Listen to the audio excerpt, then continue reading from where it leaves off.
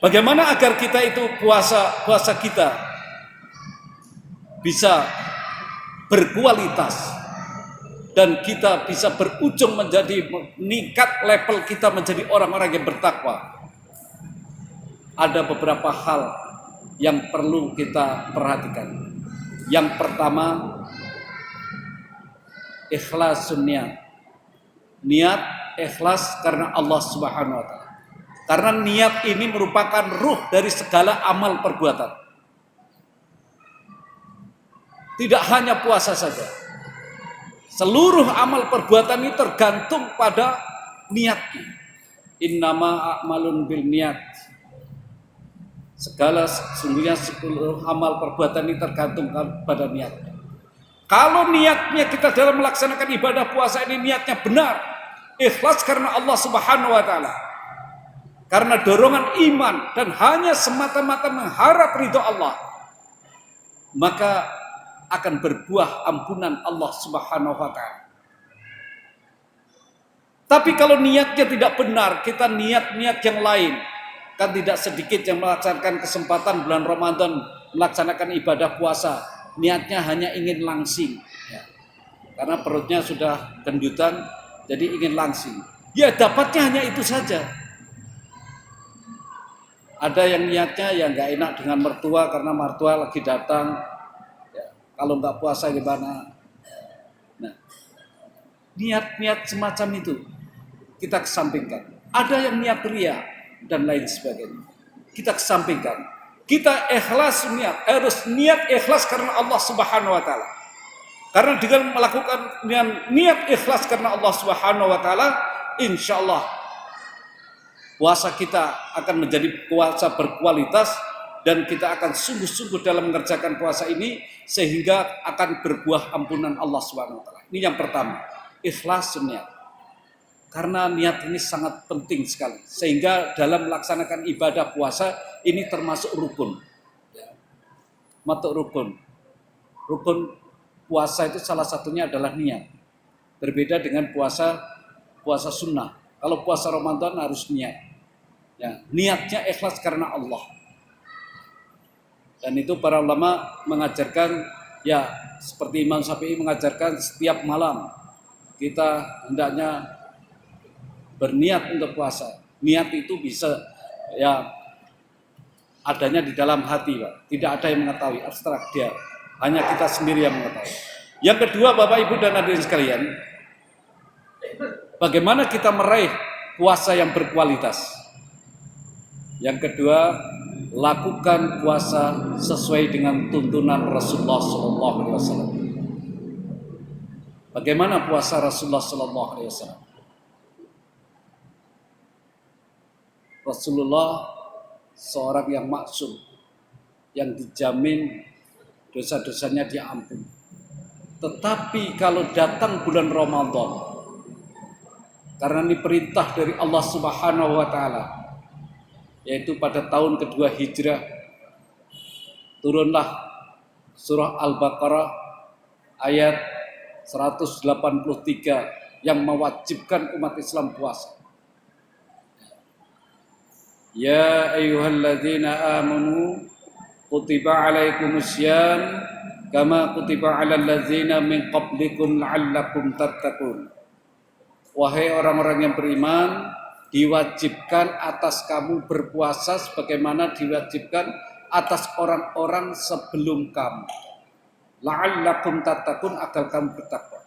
Nah, ketika menerima wahyu ini, Rasulullah segera memberikan contoh kepada para umatnya dalam melaksanakan ibadah puasa. Puasa Rasulullah itu sangat-sangat berkualitas. Ya, karena tidak hanya mencegah makan dan minum saja, tapi seluruh anggota tubuhnya ini juga ikut berpuasa. Ikut berpuasa. Matanya ikut berpuasa, menjauhkan dari pandangan-pandangan yang tidak dibenarkan. Ini tidak mudah. Ini kalau menurut Imam Ghazali, ini termasuk puasa kelas tinggi. puasa yang mencegah makan, minum, dan seluruh anggota tubuhnya juga ikut berpuasa. Bahkan tidak hanya itu, hati dan pikirannya pun ikut berpuasa. Ini menurut Imam Ghazali termasuk puasa kelas tinggi, khusus yang paling khusus. Dan ini puasanya para nabi dan para sahabat Rasulullah SAW di masa itu. Jadi puasa dia tidak hanya mencegah makan dan minum saja, tetapi seluruh anggota tubuhnya ikut berpuasa. Hatinya, pikirannya pun ikut berpuasa. Matanya dijauhkan dari pandangan-pandangan yang tidak benar. Telinganya juga demikian. Apalagi lisannya. Lisannya jauh dari perkataan-perkataan dusta, caci maki, ya, dan lain sebagainya. Nah, ini yang kadang-kala sangat berat untuk kita kerjakan, untuk kita lakukan puasa seperti ini. Apalagi di era teknologi modern seperti sekarang ini. Ya. Mencegah lisan dari dusta, caci maki, dan lain sebagainya. Itu kadang-kadang berat. Apalagi sekarang lidah kita ini sudah diwakili dengan jari kita. Sering kita tidak sadar. Kita men-share sesuatu yang belum jelas kebenarannya. Kadang-kala kita men-share hal-hal yang bisa menyakitin hati orang lain. Berita bohong, dan lain sebagainya. Ini semua Bapak Ibu akan dipertanggungjawabkan di hadapan Allah nanti. Jadi jangan main-main.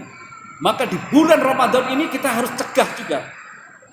Nah, sebaiknya share-share hal-hal yang sifatnya mengajak kepada kebaikan. Itu akan mendatangkan pahala. Tetapi kalau kita meng-share hal sesuatu yang bisa menimbulkan suatu permusuhan, adu domba, dan lain sebagainya, apalagi berita-berita bohong, itu sangat berbahaya. Dan nanti di alam akhirat, jari-jari kita ini juga akan bersaksi. Akan bersaksi semuanya. Anggota tubuh kita ini semua nanti akan bersaksi di hadapan Allah Subhanahu wa Ta'ala atas segala amal perbuatan kita di dunia ini. Tangan kita akan berbicara, ya. Bahkan kulit-kulit dan tubuh kita ini semua akan berbicara. Seperti yang dijelaskan dalam surah Yasin. Al-yawma nahtimu ala afwahihim wa tukallimuna aydihim wa tashhadu arjuluhum bima kanu yaksibun. Kalau sudah demikian, kita nggak bisa mengelak lagi. Itu pengadilan yang sangat tinggi, semua saksi dihadirkan. Kecuali orang-orang yang mendapatkan ampunan dari Allah Subhanahu wa Ta'ala. Kalau dapat ampunan, dia itu akan dibebaskan dosa-dosa. Oleh karenanya, puasa ini juga sebagai sarana kita untuk mendapatkan ampunan oleh Allah Subhanahu wa Ta'ala. Sebagaimana kalau puasa kita ini kita lakukan dengan benar-benar karena iman dan ihtisaban. Sebagaimana sabda Rasulullah sallallahu alaihi wasallam, "Man shoma ramadhana imanan wa ihtisaban ghufira lahu ma taqaddama min dhanbi." Barang siapa yang berpuasa karena iman dan semata-mata mengharap ridho Allah, ghufira lahu ma taqaddama min dhanbi, maka dia akan diampuni dosa-dosa yang lalu. Inilah balasan yang paling tinggi, ampunan Allah Subhanahu, maghfirah. Karena kalau kita sudah diampuni oleh Allah Subhanahu wa Ta'ala, insya Allah tiket surga akan kita dapatkan. Maka sekali lagi kita laksanakan puasa kita sesuai dengan tuntunan Rasulullah Sallallahu Alaihi Wasallam agar kita bisa mendapatkan ampunan Allah Subhanahu Wa Taala. Begitu pula kita dalam melaksanakan Qiyamul Ramadan. Ya. Qiyamul Ramadan itu Rasulullah juga bersabda, "Man qama Ramadana imanan wa ihtisaban ghufira lahu ma taqaddama min dhanbi." Barang siapa yang sholat malam, berdiri di malam hari, maksudnya sholat tarawih, karena iman dan semata-mata mengharap ridha Allah, ghufira lahu ma taqaddama min dzanbi, maka dia akan diampuni dosa-dosanya yang lalu. Nah, ini balasan yang paling tinggi di samping balasan amal-amal tadi. Kalau kita sudah mendapatkan ampunan Allah, itu akan dapatkan. Inilah cara kedua kita, bagaimana kita bisa berpuasa ini dengan berkualitas, yaitu laksanakan ibadah puasa sesuai dengan tuntunan syariat Rasulullah SAW. Yang ketiga atau yang terakhir, ya, mengoptimalkan seluruh ibadah kita, ya, memaksimalkan dan mengoptimalkan seluruh ibadah kita dalam ibadah puasa Ramadan. Dalam bulan Ramadan, Rasulullah Muhammad SAW memberikan contoh kepada kita semuanya yang diikuti oleh para sahabat dan juga kepada umat-umat terdahulu, bagaimana dia mengisi bulan Ramadan ini dengan menambah, memaksimalkan ibadah-ibadah yang disyariatkan di bulan Ramadan, seperti tilawah Quran, tilawah Al-Quran. Ini hendaknya kita maksimalkan, karena Rasulullah memberikan contoh setiap datang bulan Ramadan, beliau itu selalu bertadarus Al-Quran, ya, dan langsung disimak oleh malaikat Jibril. Disimak langsung oleh malaikat Jibril. Padahal Quran ini turun kepada beliau, tapi setiap datang bulan Ramadan Rasulullah selalu menderas, membaca ulang kembali dan disimak langsung oleh malaikat Jibril. Nah, karenanya kita manfaatkan, karena dengan membaca saja insya Allah balasannya berlipat-lipat. Dalam hadis dijelaskan bahwa satu huruf kita membaca Al-Quran di bulan lain dibalas dengan 10 kebaikan. Di bulan Ramadan dilipat gandakan sampai 700 kali lipat. Alif lam mim itu tidak dihitung satu huruf, tapi alif satu huruf, lam satu huruf, dan mim satu huruf. Jadi kalau kita khatam di bulan Ramadan ini, berapa huruf yang akan mendapatkan balasan? Nah, menurut Imam Syafi'i, itu belum ada zaman komputer dan mesin hitung yang lainnya. Beliau Imam Syafi'i ini sudah bisa memetakan, menghitung huruf-huruf yang ada di dalam Al-Quran. Ternyata jumlah hurufnya itu, subhanallah, menurut perhitungan beliau 1.027.000 huruf Al-Quran. 1.027.000 huruf. Nah, kalau kita khatam di bulan Ramadan ini, apalagi kalau tidak sekali khatam, berapa? Maka perlu kita buat rencana. Dalam satu bulan Ramadan ini kita harus minimal, ya, sekali khatam. Nah, minimal. Nah, samping itu juga kita tingkatkan pula tadarus kita dengan tadabbur, dengan memahami makna dan isinya, sehingga dengan demikian ya bisa kita malam bertadarus, ya, dengan tilawah, nanti siangnya kita baca terjemahnya, ya, karena banyak di antara kita umat Islam di Indonesia ini yang tidak paham bahasa Al-Quran. Nah, kalau zaman Rasulullah memang langsung menyimak seperti itu, membaca Quran langsung, karena beliau paham dengan bahasa Al-Quran, bahasanya bahasa Arab. Nah, kita bahasanya bahasa Indonesia, dan tidak semuanya kita bisa bahasa Al-Quran, bahasa Arab. Maka dari itu, di samping kita membaca secara verbal tadi, secara tilawah, kita tingkatkan dengan memahami maknanya. Insya Allah selesai bulan Ramadan, ada beberapa ayat yang bisa kita amalkan dalam kehidupan kita.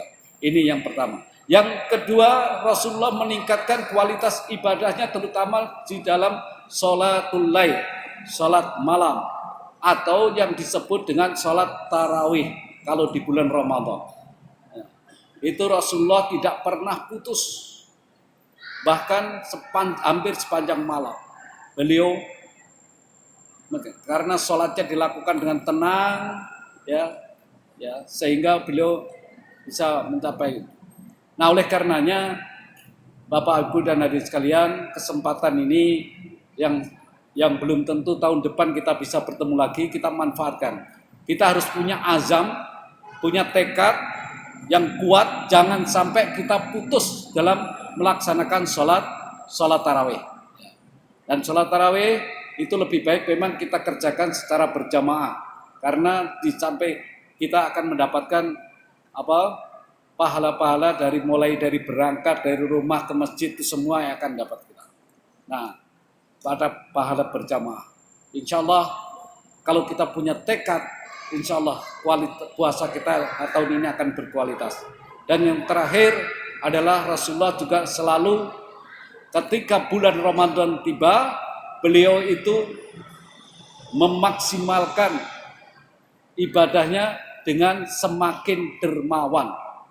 Jadi Rasulullah itu bahkan dikabarkan oleh Aisyah radhiyallahu anha bahwa setiap datang bulan Ramadan, apalagi saat didatangi malaikat Jibril untuk bertadarus, itu Rasulullah itu semakin ringan dalam memberikan bantuan, semakin memperbanyak infak, sedekah, termasuk sedekah yang berupa nasihat dan lain sebagainya. Itu yang bahkan diibaratkan seperti lebih cepat daripada angin yang bertiup, lebih merata daripada angin yang bertiup, kedermawanan Rasulullah SAW. Nah, itu perlu kita contoh, karena sedekah itu bisa dilakukan oleh siapa saja. Tidak harus hanya orang kaya saja, tidak harus kaya dulu, tapi orang miskin pun bisa sedekah, karena nilai sedekah itu banyak. Bahkan diibaratkan kalau bisa ya hanya mungkin seteguk air atau sebuah kurma. Bahkan kalau tidak mampu itu cukup dengan senyuman yang ramah saja, itu juga sudah sedekah kepada orang. Maka kita perbanyaklah sedekah di bulan ini. Dan yang terakhir, Rasulullah di akhir bulan meningkatkan kualitas ibadahnya, yaitu dengan iktikaf di masjid. Mudah-mudahan kita semuanya, Bapak dan hadirin sekalian, bisa mencontoh Rasulullah SAW, sehingga kita keluar tahun ini puasa kita lebih berkualitas daripada tahun-tahun yang telah lalu.